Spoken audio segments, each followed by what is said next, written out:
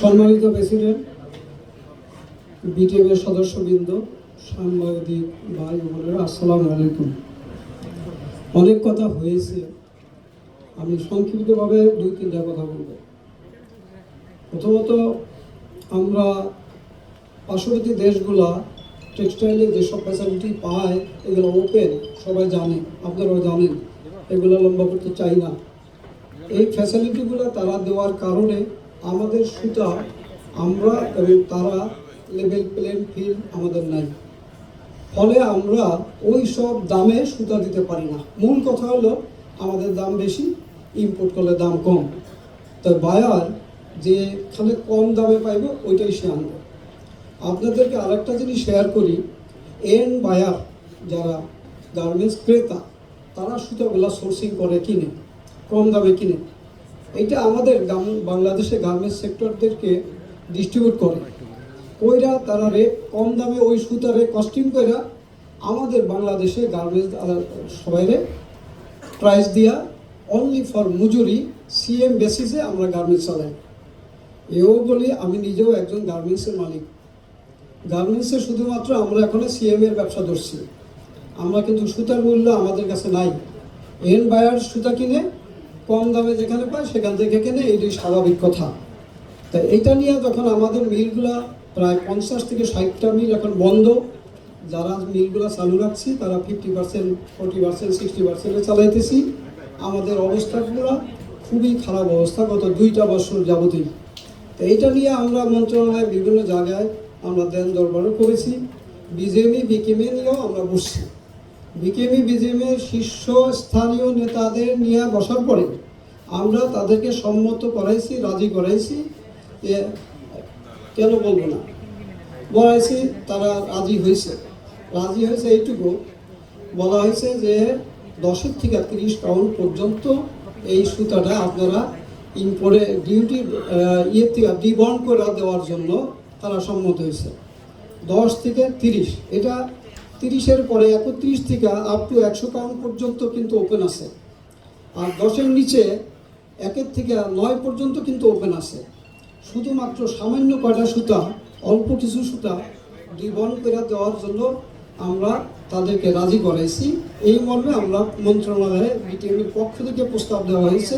সেই প্রস্তাবের কারণে এটা অনেক আলাপ আলোচনা, অনেক মিটিং, কয়েকটা মিটিং করার পরে একটা প্রস্তাবনা দেওয়া হয়েছে 10 থেকে 30 পাউন্ড পর্যন্ত সুতাটা ডিবন্ড করা মানে নতুন কোনো শুল্কায়ন নয়। আমি এটাকে বারবার করে বলা হইতেছে সুতার মধ্যে শুল্ক বইছে, নতুন কোনো শুল্কায়ন করা হয় নাই, এটাকে ডিবন্ড করছে। শুধু আফটার এক্সপোর্ট সুতাটা ইম্পোর্ট ডিউটি দিয়া সুতাটা ইম্পোর্ট করে যদি আনে তার এই অপশনটা রয়েছে যে তাইলে তারা এই টাকাটা ডিউটি ড্রব্যাক পরক্ষণে ফেরত নিতে পারবে। তো এটা ডিবন্ড করা মানেই নতুন শুল্কায়ন নয়, এটা করা হয়েছে। আমি আপনাদেরকে বলি যে 46 বছর যাবৎ 1980 সালে এই আপনার শুরু হয়েছে, যেটা বন সুবিধা শুরুতে আমাদের খুবই প্রয়োজন ছিল বাংলাদেশে, এটা দিছে। এটা আজকে 46 বছর চলতেছে, এটা আর কত বছর, 1000 বছর চলবে কিনা জানি না। এই বন দিয়া ব্যাকওয়ার্ড লিঙ্কেজ, আমরা কি নিজেদের সক্ষমতা অর্জন করব না? আমরা কি নিজের পায়ে দাঁড়াবো না? আমরা 46 বছরের কি ব্যাকওয়ার্ড লিঙ্কেজ কি নিয়ে আমরা দাঁড়াইতে পারি নাই? Lot of accessories, lot of backward linkage বাংলাদেশে এস্টাবলিশ হয়েছে। তো এই ব্যাকওয়ার্ড লিঙ্কেজ যদি কোনো ইম্পোর্ট, যে পণ্য আমরা নিজেরা 100% দিতে সক্ষম, সেটা কি বন সুবিধা দিয়া ইম্পোর্টকে এনকারেজ করে, এটা আমার কোনো দেশ করে আমার জানা নাই। বক্তব্য হলো স্পষ্ট যে বন সুবিধা, আমার লোকাল প্রোডাক্ট বন্ধ হইয়া, লোকাল মিল বন্ধ হইয়া বন সুবিধা দিয়া সুতা না খাইতে হইব, এটা বোধ হয় ভালো জিনিস না। এটা থাকা উচিত না। এই একটা। আরেকটা জিনিস হলো 46 বছর বন চলতেছে, বুঝলেন, তাইলে কত বছর চলবে? তাই এটা তো সব সুতা না, শুধুমাত্র মধ্যখানের একটি সুতা, কয়েকটা কাউন্ট মাত্র 10 থেকে 30। এটা বন্ধের থেকে উঠে গেলে কি ক্ষতিটা হবে সেক্টরের আমার জানা নাই। তা যাই হোক, আরেকটা জিনিস বলবো আমি, গার্মেন্টসের শুরুতে 1980 সালে শুরু হলো ওয়েস্টেজ 12%। এই 12% ওয়েস্টেজে 1999 সালে এটাকে করা হলো 16%। 16%-এর পরে এটাকে 1921 সালে নভেম্বর বা শেষ দিকে 1921 সালে এটাকে করা হলো 32%। তা হ্যাঁ 2021 সালে এটা করা হলো আমাদের 32%। তা আমার জিনিসটা হলো এই যে দিনের দিন আমাদের মেশিনারিজ মডার্ন হয়েছে, ওয়েস্টেজ রিডিউস হয়েছে, ওয়েস্টেজ কমবে। ওয়েস্টেজটা 32% করার ফলে বাড়তি সুতা আসার একটা সুযোগ হয়ে গেল। এটা হওয়া উচিত না যে বাড়তি সুতা বন্ডের মাধ্যমে আসার সুযোগ করেও দেওয়া হলো। আমার প্রশ্ন, তাইলে এই 32% যখন নাকি 16% ছিল 22 বছর, তখন কি আমরা গার্মেন্টস ফ্যাক্টরি চালাইছি না? তখন কি আমরা শর্ট শিপমেন্ট করছি? তখন কি আমার ফ্যাক্টরি চলে নাই? তাই কেন আমার এই 32% করা হলো? প্রশ্ন। যাই হোক, এখন আমাদের অবস্থাটা খুবই খারাপ। আমরা মন্ত্রণালয় থেকে একটা সুপারিশপত্র দেওয়া হয়েছে যাতে করে এই আমার সাথে বিকেএমের প্রেসিডেন্ট হাতেম ভাইয়ের সাথে কথা হয়েছে 2 দিন আগে। উনি বলতেছে, আমি তো দেখেন আপনারা প্রথম হলো একজন বললেন বিজেপির মেম্বার, উনি বললেন যে তোমরা করছো এই সেফগার্ড ডিউটি দেওয়ার কথা, এখানে কেন আসলো, এই ডি বন্ডের কথা আসলো কেন? তোমরা তো সেফগার্ডের কথা বলেছিলাম। আমি তো না, সেফগার্ডের কথা হয়নি, আপনি হাতুম ভাইকে জিজ্ঞেস করেন। সেফগার্ড কথা বলা হয় নাই, বলা হয়েছে ডি বন্ড করার। আচ্ছা, হাতুম ভাইয়ের লাইনে আনলো ফোনে, হাতুম ভাই বললো হ্যাঁ ডি বন্ড করার কথাই হয়েছে। তাই আমি তো হাতুম ভাই, তাহলে এটা তো আপনারা রাজি ছিলেন, তা রাজি থাকার পরে এটা আবার এমনি এইভাবে কেন হচ্ছে পাল্টাপাল্টি সাংবাদিক সম্মেলন? তো উনি বললেন যে আপনারা পলিস্টার, টিসি, পিসি সব পাউন্ডের সুতা 10 থেকে 30 পাউন্ড পর্যন্ত ডিবন্ড করার কথা বলেছেন। আমি নো, এটা বলা হয়নি। অনলি ফর কটন 10 থেকে 30 টন বলা হয়েছে। আদম ভাই, আপনারা যেটা বলছিলেন ওইটাই এখানে আছে, ওই সুপারিশের মধ্যে, এর বাইরে নাই। তা আমি আপনাদের কাছে এই মেসেজটা সরকারকে আপনারা দেন, যাতে করে আমাদের যে অবস্থাটা খারাপ, মিলগুলো যদি আমাদের বন্ধ হয়ে যায়। আমাদের পূর্বতন প্রেসিডেন্ট সাহেব বলেছেন যে এলডিসি গ্র্যাজুয়েশনের পরে আমাদের ভ্যালু অ্যাডিশন বাড়াইতে হবে। ভ্যালু অ্যাডিশন যদি আমাদের বাড়ানো না হয় তাহলে কিন্তু আমরা এক্সপোর্টে টিকবো না।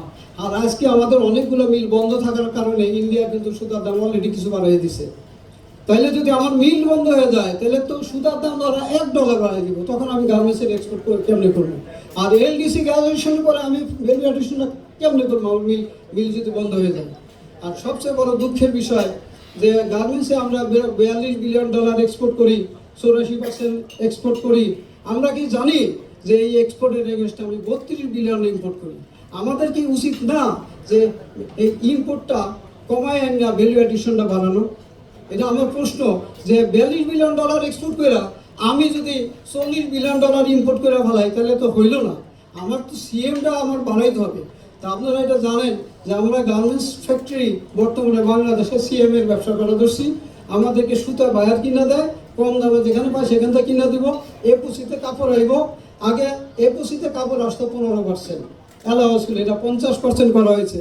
আপনাদের কাছে জানাই, দুঃখের সাথে বলতে হয় যে এই একুশির কাপড় এখন 100% কাপড় আনার জন্য প্রস্তাব গেছে মন্ত্রণালয়ে। অবাক লাগে, যেখানে বাংলাদেশে লুম ফ্যাক্টরিগুলো বন্ধ, 18 কোটি মানুষের দেশ, বর্তমানে যে পরিমাণ তাঁত আমাদের দেশে আছে, এই তাঁতগুলো যদি দ্বিগুণ করা হয় তাইলেও কিন্তু শর্টেজ আছে। সেইখানে কি করে একুশিতে কাপড় আন না বায়ার আমাদেরকে কাপড় দিব, আমরা সিলাই মজুরিতে নিয়ে নেব? তাইলে কি আমি যত টাকা ইম্পোর্ট করবো, আবার এর মধ্যে আবার কি জানেন, এই কাপড়গুলো আবার বাজারে ঢোকার মতো সুযোগ থাকে, ওই যে বাড়তি ওয়েস্টেজ ঢোকার সুযোগ থাকে। তাই যাই হোক, আমি একটা কথা বলতে চাই, আমরা কষ্ট করলাম, শ্রম দিলাম, পানি খেলাম, পরিবেশ খেলাম, এত কিছুর পরে আমাদের ভ্যালু এডিশনটা আমার দরকার। আর আমার কথা হলো, যে প্রোডাক্ট আমি লোকালি দিয়া ভরপুর আমি বেচতে পারি না, আমার মিল বন্ধ, সেই প্রোডাক্ট কেন বন্ডের মাধ্যমে ইম্পোর্টকে এনকারেজ করা হবে? এটা আমি বুঝি না। আর এই ইম্পোর্ট কতদিন চলবো? তাইলে কি আমরা নিজের পায়ে কখনোই দাঁড়াবো না? আমার মিল বন্ধ করে দিয়ে আমি ইম্পোর্ট করে সুতো আইন না, কাপড় আইন না, তারপরে বেচা খালি মজুরি খামু, তাহলে আমি কিসের গার্মেন্টস ইন্ডাস্ট্রি? তাহলে তো আমি একবারে মজুরির ব্যবসা শুরু করলাম। এই জিনিসটা ঠিক না। তো যাই হোক, আপনারা বুঝছেন, সবাই জানেন, এইভাবে বহু আলোচনা হয়েছে। আমরা একটা কথা চাই যে জিনিস, যে প্রোডাক্ট আমরা বানাইতে পারি, আমরা সক্ষম। ব্যাকওয়ার্ড লিঙ্কেজ ইন্ডাস্ট্রির প্রথম শুরুতে বন্ড ফ্যাসিলিটির খুবই দরকার ছিল, আমরা পাইছি আলহামদুলিল্লাহ। আজকে আমাদের বন্ড ফ্যাসিলিটি এখানে না থাকা ভালো। বন্ড ফ্যাসিলিটি দিয়া আমার ব্যাকওয়ার্ড লিঙ্কেজকে ধ্বংস করার কোনো যুক্ত কারণ নাই।